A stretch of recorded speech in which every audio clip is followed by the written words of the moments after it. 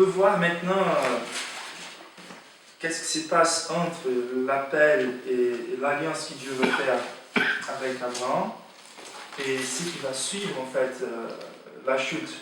On commence au chapitre 4 et là on a déjà en fait une dimension un peu plus profonde des conséquences de la chute. D'accord? Donc ça c'est assez intéressant.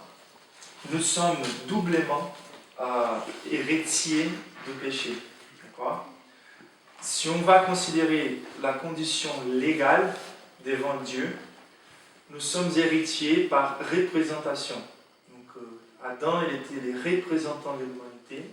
Et une fois qu'il a péché, nous allons héritier sa culpabilité. En même temps, comme on a déjà vu, surtout quand on considère les étapes de ces péchés, nous sommes toujours en train de pratiquer chaque jour la même chose. Si on était à leur place, on allait tomber de la même manière. Mais cette notion de représentation, c'est quelque chose de fondamental. Il ne faut pas vouloir rejeter la représentation d'Adam par rapport à nous dans l'état des péchés, sinon on ne va pas pouvoir profiter de la représentation du nouveau Adam par rapport à notre salut. Donc, par une condition légale, on est héritier du péché, la condamnation, elle est sur nous. Même si on pourrait imaginer qu'on est né sans péché. Donc, les représentants de notre race, il a péché. Et plus que ça, on va avoir une nature vraiment corrompue. Donc, l'une des choses qui nous montre que Jésus n'était pas contaminé par les péchés, c'est car il n'était pas généré de l'homme et la femme. Donc il y a une espèce de contamination qui, même si on ne comprend pas toutes les implications, passe aussi par, je ne dirais pas l'ADN, car l'être humain il est intégral, mais ça touche aussi toute l'intégralité de l'être humain. Donc la chute, elle explique aussi plusieurs mots en fait qu'on voit dans la réalité, les grands problèmes de mal, par rapport soit des inclinations qu'on a différemment par un certain type de péché, notamment dans la conversion, soit par rapport aux conséquences physiques que la nature va apporter à partir du péché. Donc, on pourrait parler, je ne sais pas, de quelqu'un qui va être né avec une déficience, des choses comme ça. Et donc là, on est en train de considérer des conséquences naturelles du péché original. Okay? Et toutes ces choses seront restaurées par Jésus. Et là, en fait, pourquoi je suis en train de dire ça? Car les enfants, déjà, tout de suite, les enfants d'Adam et Ève, ils ont été déjà des pécheurs. Les péchés nous sont nés, et ça c'est complètement différent de la notion que plusieurs sociologues proposent aujourd'hui. Nous sommes corrompus par les moyens. Mais là, la question reste là, qui a corrompu les moyens?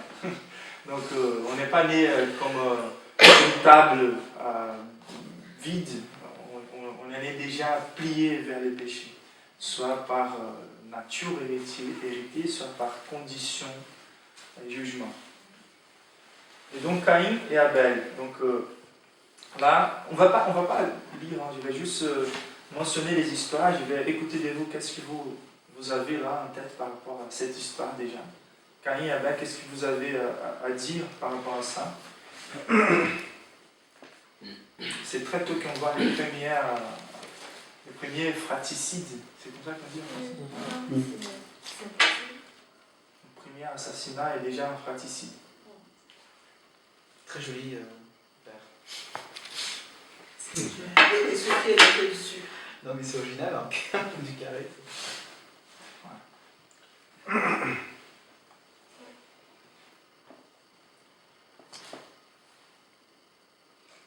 Pourquoi Dieu n'a pas accepté l'offrande de Caïn? Est-ce qu'il lui avait donné des instructions? Oui, même si la Bible n'a pas mis en fait cette communication, on a plein d'évidences par rapport à ça. Donc c'est clair, on peut jamais, quand la Bible ne dit rien, on ne peut jamais dire c'est pour ça ou ce n'est pas pour ça. C'est que c'est clair par rapport, toujours quand on trouve un texte un peu difficile dans la Bible, il faut qu'on va vers l'ensemble de la Bible. Et après on revient. Et donc il y a des choses très claires que la Bible montre. Avec une vision très simple par rapport à ça, donc juste pour raconter l'histoire, Caïn va présenter les fruits de la terre et Abel va présenter les premiers-nés de son troupeau. Donc c'est clair qu'on peut voir qu'est-ce qui c'est plus coûteux, c'est ça? Ouais. Mais aussi, moi dans ma traduction, après je sais pas si c'est ainsi, non, mais ils disent Abel devient berger et Caïn cultive la terre. À la fin de l'année, Caïn apporte quelques récoltes des champs. En l'occurrence, il aurait apporté pas forcément les meilleurs. Et son frère a apporté les premiers agneaux de son troupeau. C'est clair. Il y a aussi la volonté de donner le meilleur de soi à Dieu et la volonté de juste, puisqu'il faut faire. Oui, c'est ça. La proposition, la tendance, c'est d'aller dans cette direction. Donc, même si les coûts des choses qu'on présente à Dieu peuvent être honnêtement une expression de ce qui se passe dans nos cœurs, il y a plein de personnes qui vont donner des choses plus coûteuses pour essayer de convaincre à Dieu de quelque chose. Donc, c'est pas les critères à voir là-dedans. On sait bien que Dieu ne se plaît pas. Enfin, Dieu n'a pas besoin. C'est pas des choses qu'on peut offrir à Dieu qui va nous aimer plus ou moins. C'est pas un Dieu qui s'est satisfait en fait avec ces choses-là. Mais c'est plutôt la disposition du cœur, toujours. Et ce qui semble aux commentaristes, en fait, c'est que Dieu, possiblement, avait déjà annoncé la façon dont il voulait être adoré. Et ça résonne un peu, en fait, avec déjà ce qu'il a fait par rapport à Adam et Ève. Donc, il a tué un animal et les a couverts de la peau, en fait, de l'animal. Donc, c'était un sacrifice. Et à nouveau, quand on regarde en avance, Dieu va établir en fait les péchés, c'est quelque chose de tellement grave que ça passe par là, notre approche de Dieu. Mais même là, on n'est pas la garantie que ça soit le cas. La seule chose qui c'est possible, c'est le fait, un peu plus possible, c'est le fait que Dieu, à cause de verset 7, certainement, si tu agis bien, tu relèveras ton visage, et si tu agis mal, les péchés se couchent à la porte et tes désirs se porteront vers toi, mais toi domine sur eux. Donc, c'est pas un parallèle avec ce qui s'est passé entre la femme et l'homme? Oui, il y a aussi des notions parallèles. Et est-ce que dans ce sens-là, on pourrait renverser une tendance naturelle à voir dans la domination un côté hyper négatif, l'homme il domine, en fait, là c'est les péchés. Tandis que là, c'est dominer le péché. Donc c'est un aspect positif de... C'est que la Bible commence à montrer à nous, et ça c'est très important, la façon dont Dieu communique les choses. D'ici jusqu'à Abraham, on va voir la force du péché dans l'humanité. Donc la mort que Dieu a donnée comme conséquence du péché, c'est une mort qui touche l'intégralité de l'homme, ça veut dire la mort physique, la mort spirituelle, et donc la mort spirituelle, la mort physique et la mort éternelle. Okay? Et donc, sauf que Dieu nous donne dans les temps, dans l'espace, l'opportunité de rédemption. Et là, en fait, on commence à voir les conséquences naturelles de cet éloignement de Dieu. Et c'est les péchés qui commencent à dominer chaque fois plus, en fait. Et là, en fait, on est en train de voir les péchés qui dominent sur l'homme et l'homme qui essaye de résister au péché, mais sans succès, en fait. Il n'a pas fait couler le sang, parce que c'était le principe derrière, il n'a pas fait couler le sang.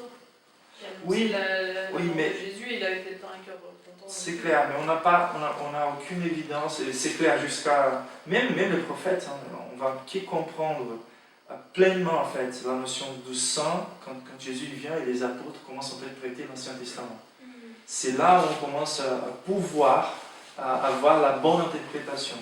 Donc, il y avait déjà cette notion dans l'Ancien Testament, l'agneau des dieux qui viendrait, donc les sacrificateurs, ils avaient cette notion, mais il n'y a pas comment exiger cette compréhension à ce moment-là, à Caïn et Abel. C'est les commencements en fait, de ces prophéties, et ça ne marche jamais de façon automatique. Ouais, c'est pas... Les sacrifices, ils ne pouvaient jamais effacer les péchés. Ils pouvaient juste aplaquer la colère de Dieu. Donc c'était comme s'il était en train de... vous dites reprise, non, barrage. On peut imaginer un barrage jusqu'au jour où cette barrage serait substitué par le Christ. Et toute la colère de Dieu déversée vers nous. Et donc, il n'y a pas cette capacité dans l'Ancien Testament. Il y a aussi le passage où l'homme et la femme sont nus et se cachent. Et à ce moment-là, bon, je ne sais pas si c'est le premier meurtre animal, mais en tout cas, tuerie animale, mais en tout cas, je ne sais pas si c'est Dieu ou si qui les exige, mais en tout cas, alors, il tue un animal pour porter la peau de l'animal. Est-ce que derrière, ça ne serait pas une indication indiquant que le sang d'un animal est très important pour cacher non seulement sa nudité, mais sa honte du péché? C'est possible. À nouveau, c'est possible, soit quand on regarde en arrière à Adam, et soit quand on regarde en avant, c'est la chose que Dieu allait pratiquer. Donc c'est une possibilité, mais on n'a pas une garantie. Donc, mais une chose c'est certaine, c'est pas à cause des choses offertes à Dieu. C'est pas à cause du travail de chacun, c'était des deux travails, c'était des bons travails. Et là, en fait, on n'a pas une réponse finale, mais le fait, c'est qu'on peut comprendre, c'est que Dieu avait communiqué. C'était en train d'obéir à ces conditions de Dieu, et l'autre pas. Et bien sûr, c'est quelque chose des dispositions de cœur qui était là derrière. Et c'était beaucoup les païens qui offraient aussi des fruits ou de la nourriture à leurs fausses idoles. Oui, mais aussi des sacrifices. Il n'y avait pas de païens. Enfin, il n'y avait que dans d'autres peuples. Mais pas d'autres peuples. Pas encore. Mais même les sacrifices animaux, même les. Il n'y avait pas beaucoup ça. Il n'y avait que Plus loin dans la Bible, pour apporter des offrandes à Dieu, Dieu disait aussi que chacun apporte, ceux qui travaillent la terre, apporte le produit de la terre. Ouais. Et puis, ne peut-on pas considérer aussi que Caïn a agi comme ça parce que Dieu ne lui a pas expliqué pourquoi il n'a pas porté un regard favorable à son offrande? Là, je pense que c'est un saut encore plus loin. Je pense que Caïn a tort de vie de savoir. Car Dieu, quand il vient vers lui, il dit si tu agis bien, tu relèveras ton visage. Ça présuppose en fait qu'il a une connaissance de qu'est-ce que ça veut dire de bien agir. Donc c'est ça qui présuppose. Il a été un petit peu malhonnête, dans sa sincérité d'offre à Dieu. Parce qu'en fait, quand on regarde, Dieu il demande des sacrifices vivants, même aujourd'hui, les sacrifices vivants et agréables à Dieu, c'est pas par exemple faire des bonnes actions. Par exemple, si on prend la femme qui a donné juste une pièce et l'homme qui donnait beaucoup. Ce qui était plus important, c'est la sincérité de cœur. Comment tu le donnais à la tort de toi. Et je pense que Caïn a dû se dire bon, Dieu me demande quelque chose, on va se débrouiller, mais voilà, je n'ai pas avoir envie de lui donner. Oui, ça passe par là aussi. Son investissement, en fait. Le point intéressant ici, c'est qu'il y a une manière, après la chute, après que Dieu a couvert Adam et Ève, il a une première initiative enregistrée d'une approche des êtres pécheurs de Dieu saint. Et pour s'approcher, ils vont rendre un culte qui devrait être agréable. Donc, ça présuppose aussi une notion d'une condition que Dieu a dû communiquer à eux. En fait. Et donc là, en fait, la différence, c'est ça. En fait. On n'a pas en fait, l'accès à qu'est-ce qui a fait Dieu être plus agréé. Pourquoi il a agréé? Oui, agréé avec les sacrifices non et pas d'autres, en fait. Mais c'est intéressant de considérer en fait comment les péchés travaillent dans nos cœurs en fait. Comment Caïn il a réagi. Donc Dieu a donné à nouveau une opportunité pour qu'il puisse se restaurer. Et là en plus, qu'est-ce qu'il va faire en retour? Et verset 8. Caïn dit à son frère Abel, sortons dehors dans les champs. Caïn se jette sur son frère et il le tue. Il y a un type de manipulation, de machination. Il lui appelle à nouveau, il essaie de se cacher de Dieu. Comme ils étaient là au milieu des champs, donc il apporte son frère au champ et il tue son frère. Et là, verset 9. Alors le Seigneur dit à Caïn, où est ton frère Abel? Caïn répond, je ne sais pas, est-ce que je suis le gardien de mon frère? Le Seigneur continue, qu'est-ce que tu as fait là? J'entends la voix du sang de ton frère dans le sol, elle crie vers moi pour demander vengeance. Ouais, comment vous voyez ça en fait? Ça c'est assez puissant. Ça c'est assez puissant. La question posée à Caïn, c'est en fait une sorte... Enfin, Dieu savait où était enfin, mettre Caïn face à sa responsabilité, Mhm. qu'il prenne conscience de son acte. Donc en fait, moi ce que je ressens là, c'est la rébellion totale de l'homme face à son créateur, puisqu'il il est dans l'affront total par rapport à Dieu. Il est dans l'insolence, il est dans le meurtre, le mensonge, l'insolence, la rébellion, quoi. En fait, La jalousie. mais de dire, bon, bah, mais suis-je le gardien de mon frère? C'est fort, quoi, je veux dire. C'est de l'ironie, quoi. Hein? C'est clair que c'est une question rhétorique. C'est de l'ironie. Et ça veut dire vraiment que nous avons la responsabilité de garder nos frères. Et nos frères là, c'est considéré, bien sûr, c'est la famille qui sera là, mais plus on avance, on va voir qu'il va protéger peu importe quel être humain car ils sont créés à l'image de Dieu. Et donc, il y a des implications très fortes pour nous en fait. Moi, quand on parle des nations, quand on parle des responsabilités, moi je vois quand je me rappelle du Brésil, et ce qu'Antonio était en train de partager avec nous, il y a tellement de sang qui sont versés là à Rio, l'assassinat, tout ça, et l'Église, elle ne fait rien en fait. Elle n'apporte pas ses soins envers ceux qui souffrent. Et même si on voit que ce sont des choses par rapport à la proclamation de l'Évangile un peu plus secondaires, ce sont des choses qui sont en train de clamer la justice.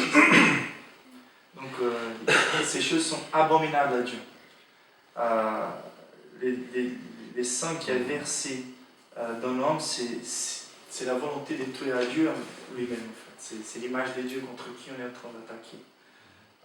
Donc, Et c'est marrant, c'est que l'Éternel pose la même question qu'il a posée à son père. Ou les ouais. ouais. Ah oui, plus. Où est ton frère Abel? Ouais. C'est Une façon de l'aider à prendre sa responsabilité, C'est clair. d'avouer ce qui se passait réellement. De lui montrer qu'il n'y a rien qui puisse être fait, qu'il soit caché en fait. Il y a aussi le fait que le péché est tellement immense que du coup Dieu n'a pas tendance à s'éloigner, mais pratiquement à voir où est ton frère. Le péché là, c'est un meurtre. Donc c'est pour que Caïn prend ses responsabilités et avoue. Oui, c'est une façon de. Je pense Comme Adam l'exercice, aurait dit. c'est l'exercice de la confession. De La la confession. confession. Oui, Ça, c'est que Dieu sait tout. très difficile pour un être humain, une fois qu'il a péché, de confesser son péché. D'habitude, on va toujours être en train de rationaliser. Donc, sa réponse, c'est de mettre en question la conscience même que Dieu lui avait donnée. Donc, sa conscience, c'est clair qu'elle dise il faut que tu prends soin de ton frère. Il ne faut pas que tu fasses mal à ton frère. Et donc, quand Dieu lui dit où est ton frère, et c'est comme s'il était en train de dire ce n'est pas toi le créateur, ce n'est pas à toi de prendre soin de mon frère.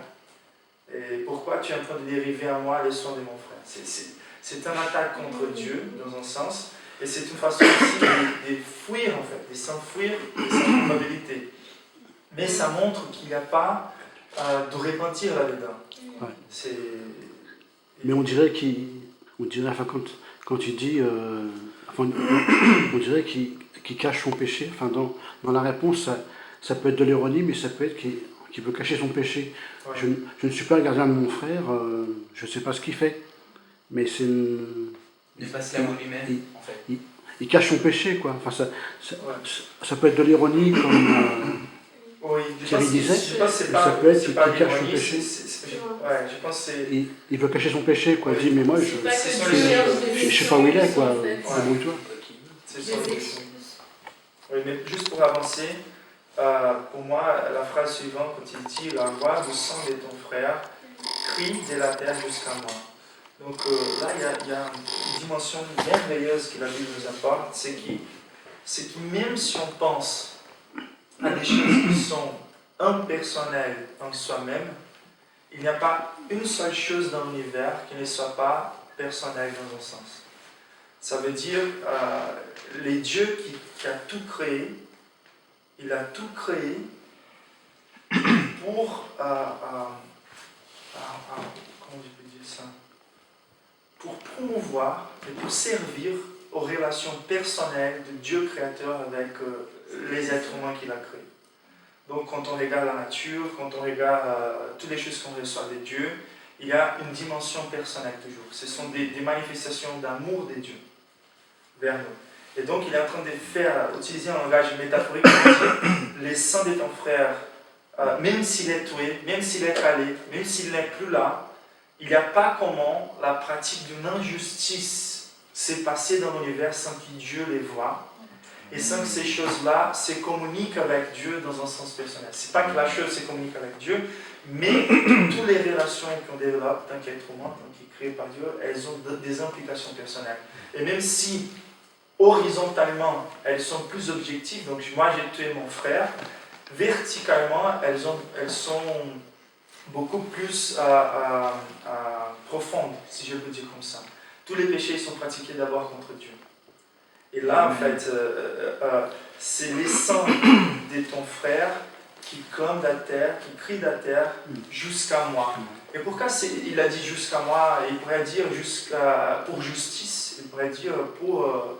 mais non, mais c'est quelque chose qui le touche, lui, qui le touche. Qui le touche, que c'est une confrontation à son caractère, c'est une confrontation à l'ordre de l'univers. Dieu est en tout et tout est en Dieu en fait. Et du coup, la respectivité, c'est que quand tu fais du mal à quelque chose ou tu dérègles quelque chose dans les lois et l'assemblage de Dieu, et ben, la plus petite des choses peut atteindre Dieu lui-même. Ouais, c'est ça. Ouais. Et là, on se trouve devant quelque chose assez étonnant. Donc il y a John Piper qui dit c'est impossible, même avec cette volonté de l'être humain aujourd'hui, de vouloir un Dieu qui tout pardonne sans rien payer, qui ne veulent pas voir les dieux qui pratiquent on peut dire, la boue infantile contre son fils, ces langages-là de tolérance sur toutes les choses, c'est jamais le cas dans la Bible. Donc toujours quand un péché est pratiqué, c'est quelque chose qui touche la nature des dieux et qui déclenche de Dieu la justice. Et là, en fait, c'est assez intéressant. Les sangs d'Abel, il est en train de crier à Dieu pour justice, pour la manifestation de la colère de Dieu. C'est impossible que les dieux de l'univers puissent pardonner les pécheurs juste en nettoyant les péchés sous un tapis cosmique, vous voyez, et de cacher un peu ces péchés-là. Donc Dieu, il doit vraiment traiter frontalement les péchés. Il doit purifier les choses. Et c'est là où on voit cette notion-là. Tous les actes injustes sont en train d'accumuler sur leurs pratiquants la colère de Dieu. Plus tôt ou plus tard, ça sera déversé. Soit déversé vers le Christ, pour ceux qui croient en lui, soit déversé dans le jugement final. Dieu n'agit jamais avec injustice. Même son pardon, sa miséricorde, elle est justifiée par le sacrifice de Christ. Et donc, là, quelle est la conséquence pour Caïn en fait? Il n'arrive pas à vivre avec cette culpabilité. Il dit, les personnes vont me tuer et l'Éternel va lui faire un type de protection. À nouveau, une grâce souveraine de Dieu qui se pose là. J'ai une question. Quelle personne va le tuer? Il n'y avait personne à cette époque. Ouais. En fait, là, on est dans la description des maudictions dites à Dieu qui pourraient se passer dans les prochaines années, dans les futurs. Mais c'est clair que dans ces passages-là, il y avait déjà plus d'enfants en fait, d'Adam et Ève. C'était des peuples qui avaient grandi. Là, juste après, on va rentrer dans un peu plus d'emphase dans ces générations-là. Les textes, ils ne suivent pas toujours une chronologie spécifique. Donc, par exemple, Genèse, quand on avait vu 1 et 2, on voit un résumé de la création et après, dans les deux, la description des événements. Et là, à nouveau, il est ciblé sur l'épisode Caïn et Abel, et après, il va décrire les choses qui se passent soit à côté, soit avant, soit après. Donc, il va falloir faire cette distinction-là. Oui, quelqu'un va toucher là, la question par rapport à la reproduction de ces personnes-là à l'origine.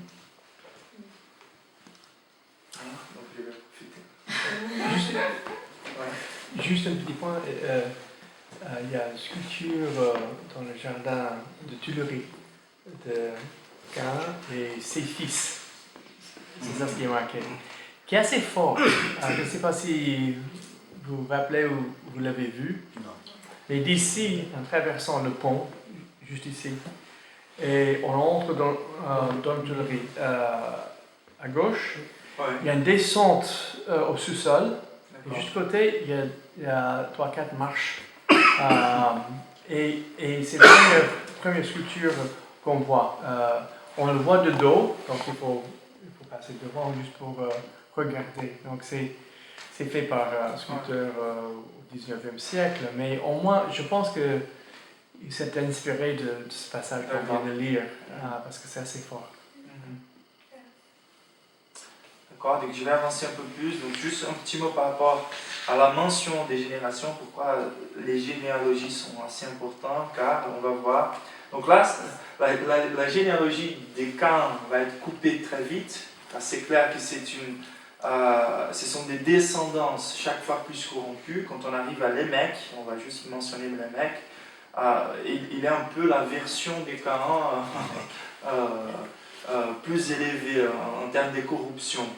Donc si Cain a tué son frère, et donc là il est en train de chanter car il a tué aussi un jeune homme qui lui a blessé. Donc et Dieu il a dit je vais te protéger. Ces trucs-là de tuer quelqu'un, c'est pas quelque chose qui me plaise. Donc il va protéger Cain par rapport à ses générations 7 fois. Il sera vengé 7 fois et les mecs ils pensent car quelqu'un a essayé de lui tuer. Et il a tué cette personne-là, il pense qu'elle est protégée par Dieu. Il a dit, si Dieu venge Cain 7 fois à moi, il va venger 77 fois. Donc c'est quelqu'un assez corrompu. Et là, c'est coupé. C'est coupé la description de sa généalogie. Et ça rentre dans la généalogie d'un nouveau enfant d'Adam et Ève. Et son nom, c'est Seth. C'est comme ça qu'on dit en français, Ouais. Et là, on a l'espoir à nouveau qui rentre, car par la grâce de Dieu, c'est quelqu'un qui essaye de vivre une vie plus proche de Dieu. Et donc, Seth, il a comme enfant Enoch. Et voilà, Enoch, c'est quelqu'un de très important dans la Bible. Pourquoi? Est-ce que vous savez pourquoi Enoch, c'est une personne assez importante? Il va être enlevé au ciel. Dieu va l'enlever au ciel. Il ne verra pas la mort. Oui. C'est ça?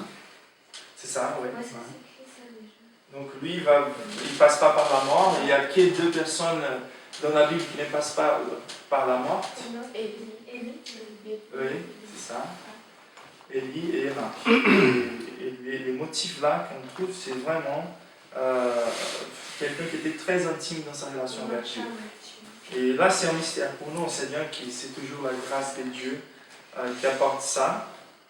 Il marcha avec Dieu, puis il ne fut plus parce que Dieu les prit. Quand on va en Hébreu, chapitre 11, verset 5, là il va nous dire que non, c'était quelqu'un qui Dieu a pris pour sa main, qui n'a pas vu la mort. Et là, une autre chose intéressante par rapport au chapitre 5, c'est considérer l'âge des personnes qui ont vécu en fait. C'est le premier descendant jusqu'à Noël. Une petite question. Ouais. Tu parlais de l'importance d'Enoch. Que penser des divers intérêts qui sont portés sur le livre d'Enoch? Moi, je pourrais être très honnête. Vas-y. Je pense que c'est un livre qui avait, dans l'époque de l'Ancien Testament, il y avait des centaines, même des milliers de livres qui voulaient s'attacher à la Bible et sont tous mis à côté. Il y a quelques-uns qui avaient un peu plus de mérite, comme celui-là, qui étaient. D'autres personnes ont bien réfléchi, mais finalement ils l'ont mis à côté aussi. Ils n'ont pas été intégrés dans le canon. Non, c'est ça, voilà. Et donc le canon est quelque chose qui était affermi par beaucoup de scholars, des savants juifs et bien plus tard des savants chrétiens. Prendre ces livres comme un livre inspiré des dieux. Donc ils ont utilisé des faits historiques, mais ma suggestion, surtout pour les chrétiens, et c'est comme moi je fais aussi, je sais que je jamais me sentirai à l'auteur de comprendre bien la Bible à fond, mais pour moi, je vais me permettre de rentrer dans ces livres qui sont des livres qu'on considère pas inspirés, apocryphes, après que j'ai déjà une subsistance assez solide par rapport à la connaissance des livres bibliques. Et donc, ça peut aider un peu, mais je ne vais pas rentrer dans des discussions par rapport à ces choses. Mais ça peut aider. Certains livres apocryphes qui sont très utiles au niveau historique et tout ça. Ce sont des livres intéressants, plein de choses à apprendre, mais pas au même niveau de la Bible qui est inspirée de Dieu. C'est ça. Donc, chapitre par rapport aux âges, est-ce que vous avez quelque chose à dire? On remarque au fur et à mesure, après Adam, les âges ont tendance à baisser un petit peu. Par exemple, Adam, il a peut-être... ça oscille un peu, mais le maximum c'est comment on le dit? Methuselah, c'est ça? Mathusalem. Ouais, Mathusalem.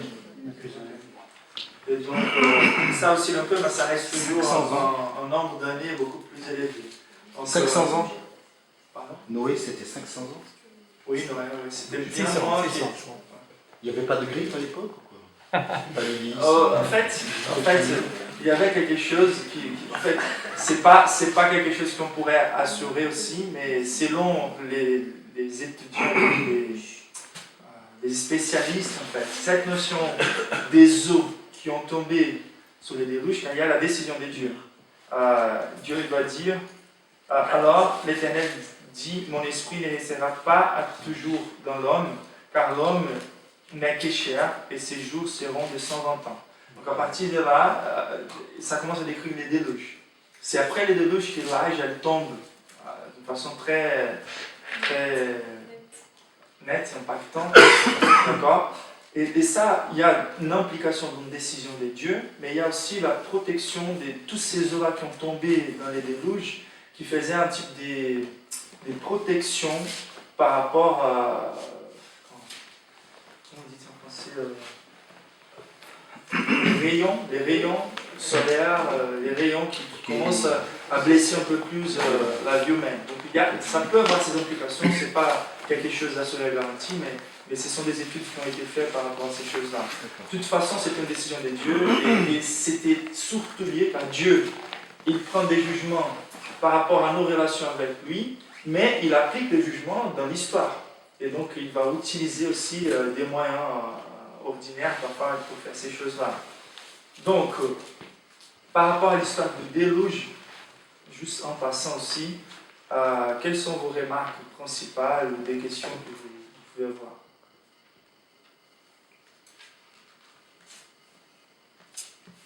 Ce qui est drôle, c'est que Noé, on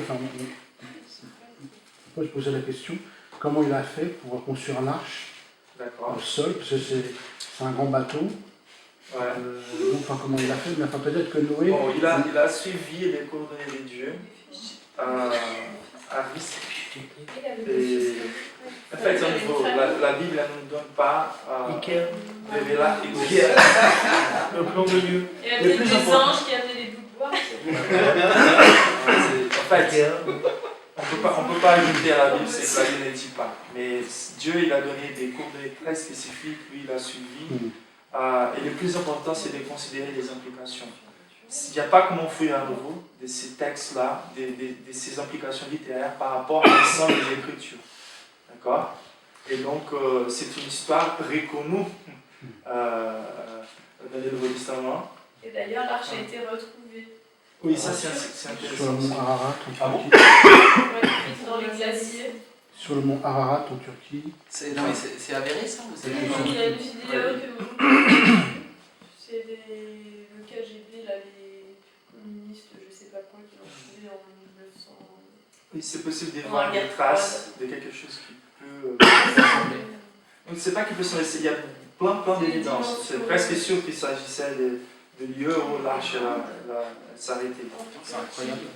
Et il y a aussi même Ça c'est caché ça, hein. Enfin, parce que... Bah oui, justement, ils ont cherché à le cacher Non, c'est comme les connu depuis communistes longtemps. étaient Non, je en pense dessous pas de que Dieu. c'est connu.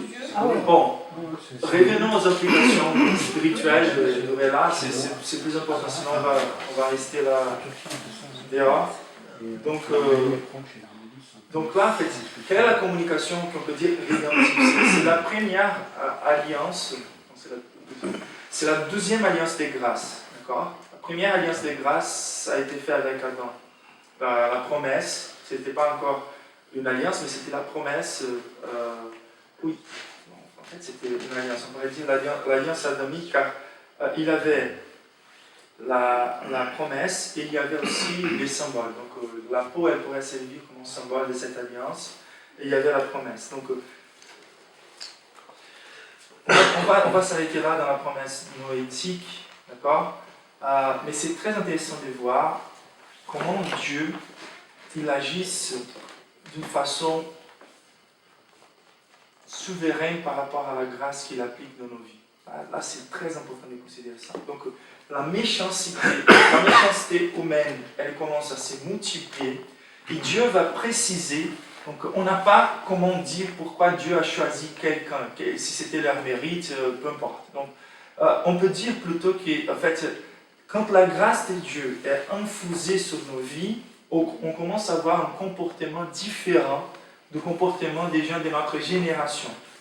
Et c'est plutôt l'évidence montrée par le fait que Dieu était déjà en train de travailler dans la vie de Noé, qui lui fait un homme juste à l'égard de Dieu, que Dieu lui a choisi car il était juste. D'accord? Ça, c'est d'être responsable par rapport à l'ensemble des enseignements de l'Écriture. Et là, c'est très intéressant car même si on pourrait avoir l'impression qu'il Noé était quelqu'un juste, et pour ça Dieu lui a choisi, c'est toujours quand il y a la mention, soit les versets 9, vous voyez, Noé était un homme juste et intègre. Et qu'est-ce qui s'est ajouté là, au verset 9? Marcher avec Dieu. Avant ça, Noé était un homme juste et intègre. Dans son temps. Dans son temps. Ça ne veut pas dire qu'il était quelqu'un juste et intègre parfaitement. Et à nouveau, quand on va tourner la page,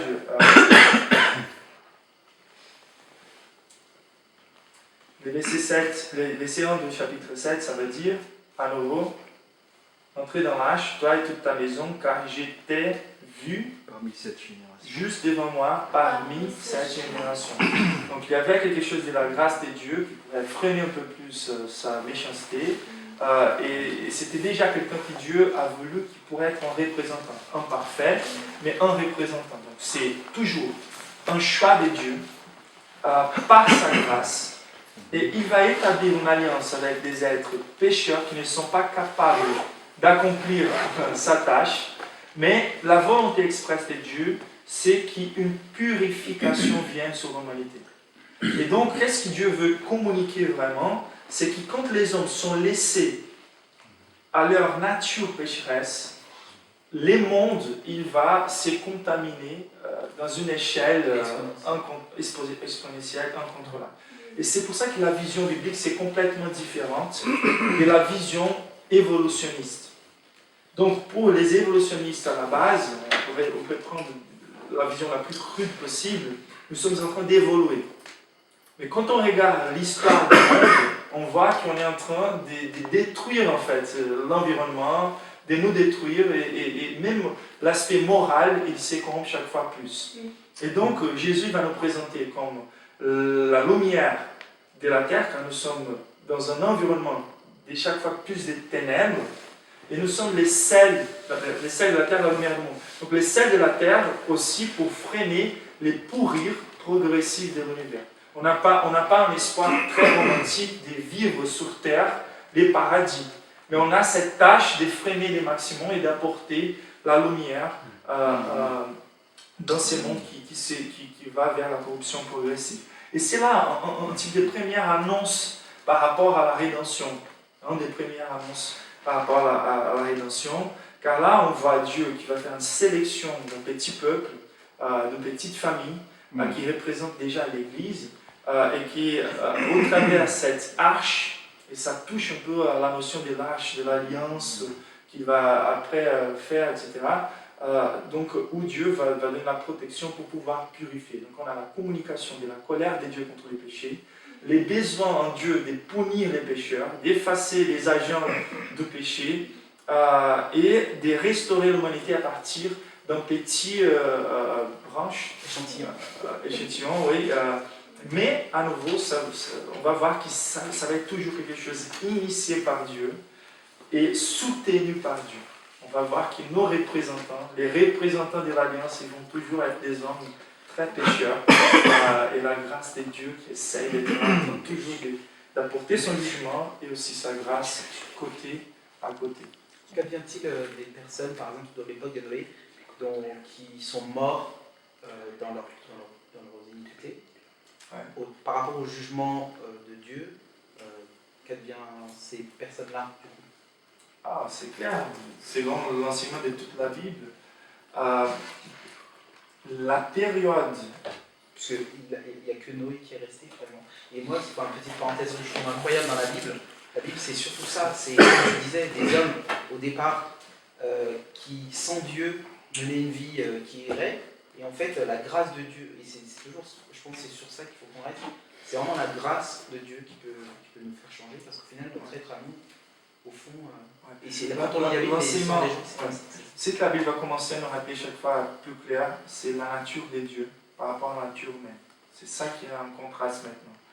Pourquoi? Comment on peut justifier nos aspirations de sainteté, de pureté, etc. C'est juste avant la chute qu'on voit ça. On a été créé l'image de Dieu. Après la chute, on voit que la méchanceté humaine est chaque fois plus forte. Et la grâce de Dieu qui commence à communiquer des choses que l'homme a oubliées, la nature de Dieu, et des choses que l'homme a besoin de comprendre, comment revenir à Dieu. Mais les plus grands enseignements, et pour moi, c'est... La Bible, elle utilise, je pense que la notion du soleil est assez forte pour représenter à Dieu des fois. Dans la Révélation Apocalypse, on n'aura plus besoin du soleil quand la gloire de Dieu va venir à tous. Donc, si on pense au soleil, on a cette notion, tout tourne autour du soleil. Et cette présence des feux que Dieu utilise parfois quand il vient visiter des sacrifices des hommes, ça montre aussi l'aspect purificateur de Dieu. On oublie que Dieu, il est cet être-là tellement saint. Il y a des choses qui sont une dimension volontaire pour notre compréhension de Dieu. Donc lui, il aime la pureté et c'est pour ça qu'il va volontairement effacer la méchanceté. Mais il y a un aspect presque automatique en Dieu, si on pourrait imaginer comme ça. C'est comme les soleils tout purificateurs. Quand Dieu s'approche de toute l'impureté, l'impureté elle sera complètement détruite. Et c'est cette notion-là qu'on oublie des fois. Donc Dieu, il est ce Dieu saint qui vient pour sauver l'humanité, mais qui communique avec cette approche toujours son côté saint, très pur en fait. Et c'est pour ça qu'on a besoin de purification pour s'approcher de lui. Et donc, qui l'homme est par nature, c'est méchanceté. C'est comme ça. Et ce qu'on va apprendre, c'est que même avec les déluges, il va un peu diminuer les temps pour qu'on devienne individuellement très pécheux. D'accord? Pécheur, ouais. Et aussi, en fait, ça va freiner un peu la capacité que l'humanité aura en se mettant ensemble, contaminer la culture, etc. Mais même au travers des déluges, on va voir que ce n'est pas suffisant pour sauver l'humanité. Il n'y a pas un homme, pour mieux qu'il puisse vivre là, avec l'aide de la grâce de Dieu, qui puisse être capable de sauver l'humanité. Et c'est là qu'on va voir à nouveau la méchanceté qui va prendre place, et Dieu va commencer à nous rappeler des vertus et les schémas de la rédemption. C'est la dernière chose qu'il va dire, mais c'est juste pour conclure. J'étais en train de dire ça pour dire qu'il ne faut jamais oublier en fait, que la réaction naturelle de Dieu envers les pécheurs, c'est la punition. Les saluts, c'est quelque chose d'extra qui, par sa grâce, est la croix. Donc, tous les peuples qui n'étaient pas dedans la décision de Dieu d'apporter la notion de salut au travers de cette famille-là, Noé et sa famille, les autres personnes, ils vont suivre les cours naturels qui leur péché demande de Dieu des punitions. C'est l'enfer, c'est la mort spirituelle.